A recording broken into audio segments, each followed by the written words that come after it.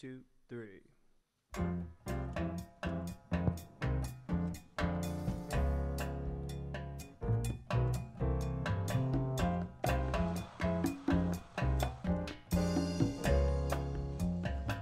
Treba razmišljati u 3 dimenzije. To je uvijek bio moj moto.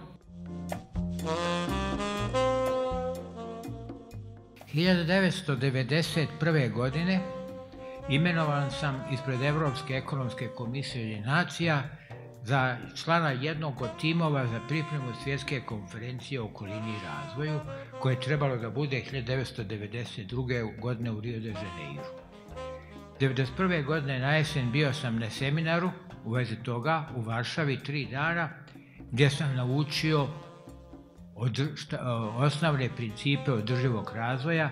Oni su promovisani 1987. godine od strane Gro Harlem Brundtland, kandidatom Zelenih Norveške za predsjednika vlade. Odlučujem se da se borim da sačuvam znanje. Prva ideja je bila da osnujem privatno preduzeće koji će se baviti znanjem i nastaviti ono što je radio Institut za procesnu tehniku. U međuvremenu 1992. godine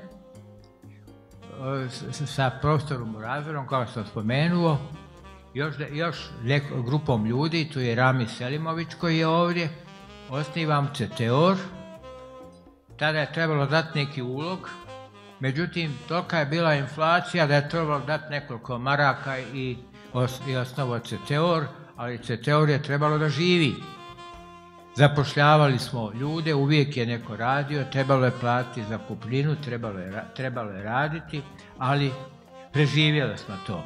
1995. godine izlaze iz štampe 2 knjižice koje je napisao CTOR. U ratu, kad nema papira, kad nema električne energije, kad ne znate Word, ja sam znao kaj writer raditi, a nemam ni računara, CTOR objavljuje ove 2 knjige, ABC procjena ratne štete i održivi razvoj u obnovi razvoju Privredne komore. To je fantastično odjeknulo. To su knjige kroz tunel izlazilo, to se tražilo. Ja ne znam koji mehanizmima su stizali pare na račun CTOR-a. Uglavnom, u decembru 1995. godine CTOR kupuje računar za 2950 maraka. 1998. godine zapošljavam kolegicu ovdje, Jasminu Čomić. U prethodnom periodu kolegica Jasmina Čomić je napravila nekoliko poteza bez kojih ne bi bilo CTOR-a. Ja vam se stvarno zahvaljujem na tome. Kada je IPSA izvršila dokapitalizaciju CTOR-a, poslala za direktora Dragana Janovića, koji je po prvi puta istinski dobro organizovao CTOR da može da funkcioniše. Danas je direktor CTOR-a Velja Culjić, prvi put da nije mašinski inženjer, nego magistar ekonomije okoliša, u koga imamo puna poverenja i koji izvanredno vodi.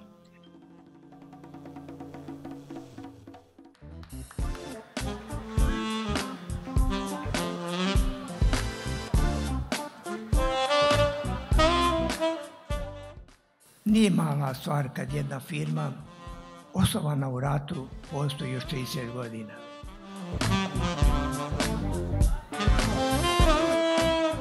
Da se osnuje jedna firma, čovjek je morao da ima dobro znanje i morao je da ima viziju. Taj čovjek je bio Aleksandar Knežević.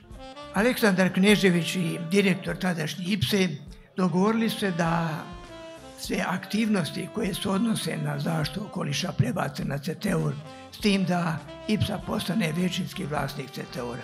Tako smo se udružili i mislim da je to bio jedan krasan potez i za njih i za nas. Oni su ojačali, bili su sigurni na tržištu. I CTOR je ubrzo nakon toga bio brendiran potpuno. Danas je Dragan Janović i dalje u CTOR-u. Vrijednost firme mjeri se ponašanjem onoga ko vodi firmu, što je nekako i logično. Tako i ovdje. Dragan Janović je to odlično vodio i doveo je na nivo koji je na evropskom nivou. CTOR je radio mnogo na međunarodnim projektima, radio je za Svjetsku banku, radio je za banke razne, radio je za Ujedinjene nacije itd. Da se u CTOR-u, čini mi se, uvijek vodilo samo o željama pojedinaca unutra. Pomagalo se njihovom razvoju, što je vrlo važna stvar. Tako imamo CTOR pun energije i iskustva i znanja i to je sigurno firma koja će se i dalje razvijati. Za 30 godina uspješne saradnje i u nastavku te saradnje u nastavku.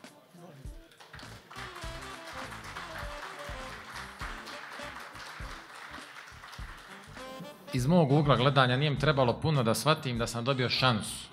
Šansu da se lično razvijam, šansu da se stručno obrazujem u poljima koji su meni od interesa, a koji su na neki način na relaciji poslovanja firme CTOR.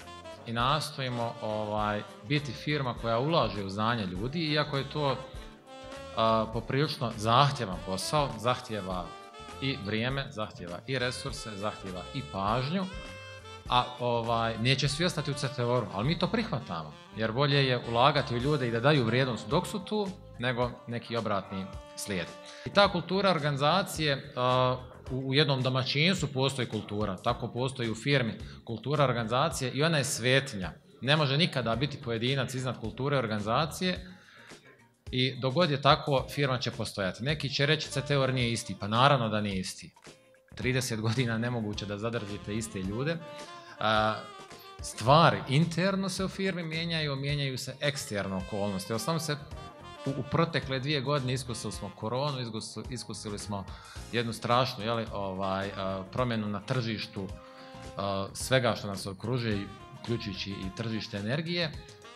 Znači imamo brojne eksterne faktore, imamo brojne interne faktore. Veličina organizacije se gleda u njenoj adaptibilnosti, koliko se ona prilagođava internim i eksternim promjenama. Mislim da je CTOR u tih 30 godina uspio da se održi. Ja nekako mislim zaista da u nas u CTOR-u imamo taj balans između, kao što je rečeno, iskustva i mladosti, balans u mnogom drugim elementima i nadam se da ćemo to uspjeti i zadržati.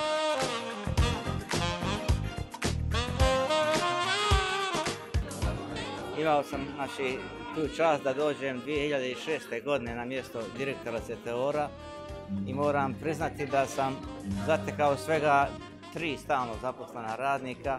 Mogu da kažem da sam ponosan što su generacije onih koji su prošli kroz CTOR na ovaj ili onaj način se snašli u nekakvim drugim organizacijama ili gdje god su otišli ljudi koji su radili u CTOR-u, otišli su sa nekakvim znanjima koja su bila upotrebljiva, tržišno priznata. Tako da mislim da je to jedna od veličine CTOR-a. Smatram da je u životu svakog čovjeka, a pogotovo u životu jedne poslovne organizacije kao što je firma CTOR, 30 godina jako dug period i da na neki način se i podičim i ponosim time da u čitavom tom periodu, znači nikada nije bilo da nema plate, da su nekakve situacije bezizlazne, što se kaže, uvijek je to sve bilo redovno.